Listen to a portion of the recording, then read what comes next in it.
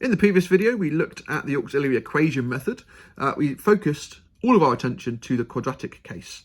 The auxiliary equation method applies to linear, homogeneous ODEs with constant coefficients. So they look like this for the quadratic case, where A, B, and C are real, for this course, constants. I went through all that theory of what happens when you end up with two distinct real roots, two complex conjugate roots, or a repeated root for the quadratic case. But what I wanted to touch on now is what happens with cubic and quartic cases. So if we have a general third order differential equation, or third order linear homogeneous differential equation with constant coefficients, that looks like this, where we've got a times the third derivative plus b times the second derivative plus c times the first derivative plus d times a function equals 0. A, b, c, and d are all real, and a is non-zero. Then what we can do is we can jump straight from the differential equation to the auxiliary equation. Now, just like with the second order case, this is going to be an nth order polynomial, it's a third order polynomial, and we're going to end up with a lambda cubed plus b lambda squared plus c lambda plus d is equal to 0.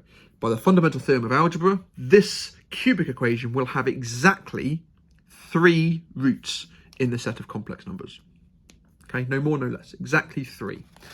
So what happens with those? Well, let's consider what different options we have with third order equations where we have 3 roots. So they could be distinct and real. In other words, we've got lambda 1, lambda 2, lambda 3. They are 3 different numbers, all of which satisfy that auxiliary equation.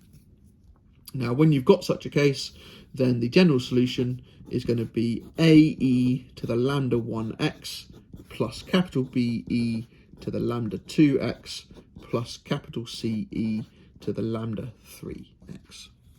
Okay, as you might expect, it's just one extra root of the auxiliary equation, so we end up with one extra term compared to the quadratic case. And we had a third order differential equation to start with, so we wanted a solution that's got 3 arbitrary constants, which we do. So that's what we would get. But we might have a situation where we have a repeated root. So we might have a lambda 1, a lambda 2, and a lambda 2. So lambda 1 appears once, but then we have a double root, lambda 2. What does the general solution look like now? Well, in this case, we're going to end up with y equals ae to the lambda 1x. That's nice and straightforward because that is a single root, just like it was up here. But now we've got a double root. That's going to have the same effect as what we did in the previous case with quadratic case. We're going to end up with a linear function, so b plus cx times e to the lambda 1x. Okay, and again, once you've got your 3 roots, you can just jump straight, lambda 2, you can just jump straight to the general solution. Lambda 1 and lambda 2 are known numbers, they're already calculated. There's some more cases here. There's 4 cases actually altogether for the cubic case, because, yeah, we've got distinct roots, we've got a repeated root, but you could have a root that's repeated 3 times, so lambda, lambda, and lambda. An example of that might just be lambda minus 1 all cubed. That's got 3 roots at lambda equals 1. No, lambda equals 0. No, lambda equals 1. So what do we do with that case? Well, it's actually an extension of this. Here we had 2 roots at lambda 2, and we had a linear function that gave us 2 constants. If you have 3 roots, then you'll need a quadratic coefficient. So you end up with y equals a plus bx plus cx squared e to the lambda x. So you're just upping the order of the polynomial coefficients by 1. So we've got 3 roots here, so we need 3 coefficients, so we need a quadratic. And that's the general solution. Again, you could just jump straight from the 3 roots to the general solution. Okay, lambda is a known number, and a, b, and c are arbitrary constants. And then finally, we might have a situation where we have a real root, and then we have a pair of complex conjugate roots. If you have complex roots, it must appear in a complex conjugate pair because A, B, and C are all real for this course. So this is the only case where we can have complex roots, in which case we have the real part, or the real root is just going to give us a standard exponential.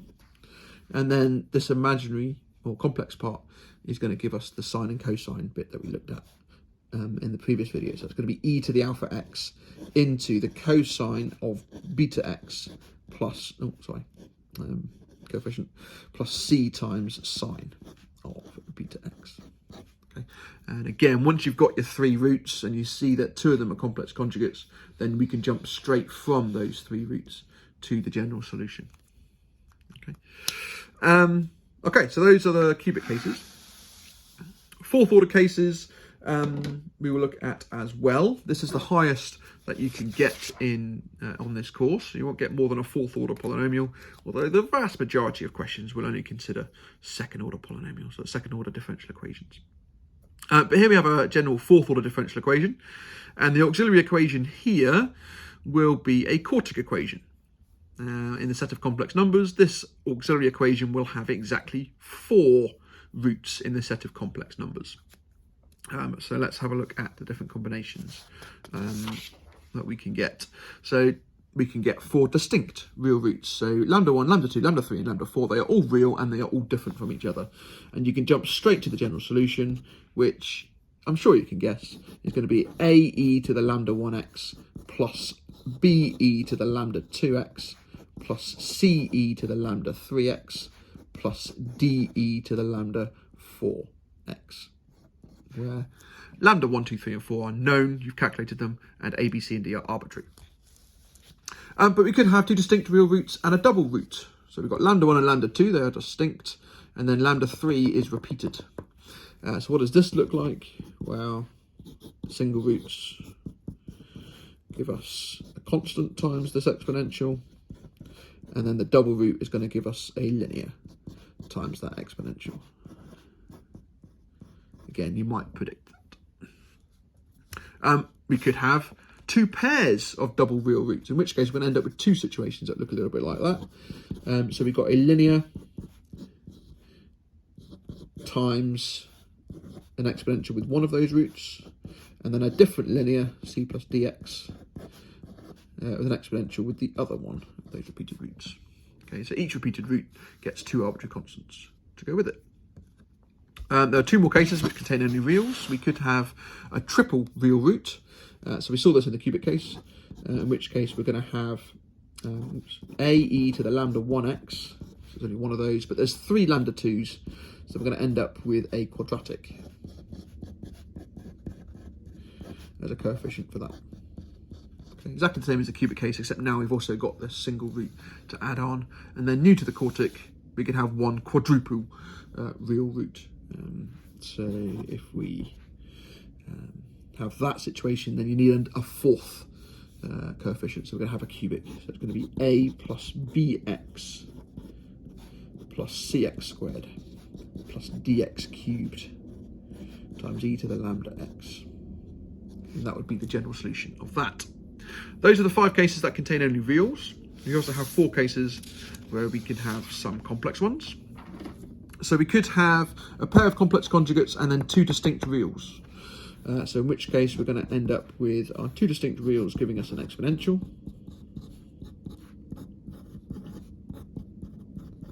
And then our complex conjugates are going to give us the sine-cosine combo.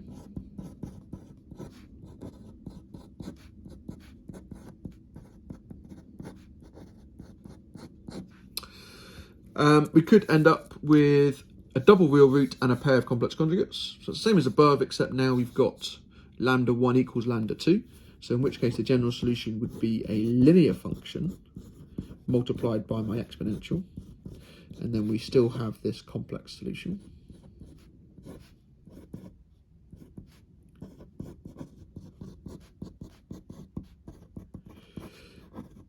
Two more solutions to go. We might have 2 pairs of complex conjugate roots. Okay, so they're distinct, but they are, there should be a minus there as well. They are distinct, they are different, but we have 2 pairs of them. So the general solution of this is going to be e to the alpha x into a times cos of beta x plus b times sine of beta x. And then we're also going to get one from this one, which is going to be e to the gamma x into c times cos of delta x plus d times sine of delta x. And again, once you've got numerical values for alpha, beta, gamma, and delta, then you can just state that as a general solution to the differential equation. And finally, unique to, not unique, but the first time we see this situation is where we have a repeated complex root, which can occur. So alpha plus beta I is a root twice, which means alpha minus beta I is also a root twice. Those are the 4 roots. What would that solution look like? Well, very similar, actually. It's kind of a combination of the theory of the repeated roots and the complex roots. So if we kind of mash those together, we'll end up with e to the alpha x into a linear function, a plus bx, times the cosine of beta x. And then we're going to end up with another linear function, c plus dx, times the sine of beta x. Okay. So that's all 9 possibilities that you can get from a 4th order differential equation. I mean, there's nothing really new there from the 2nd order. It's just kind of mushing lots of that theory together. But as I said, the vast majority of the questions will be 2nd order, and they will not ask anything above 4th order, although you can extend the theory to 5th order and above. Okay, it just carries on. All right. If you've got any questions, just drop them in the comments below, and thank you very much for watching.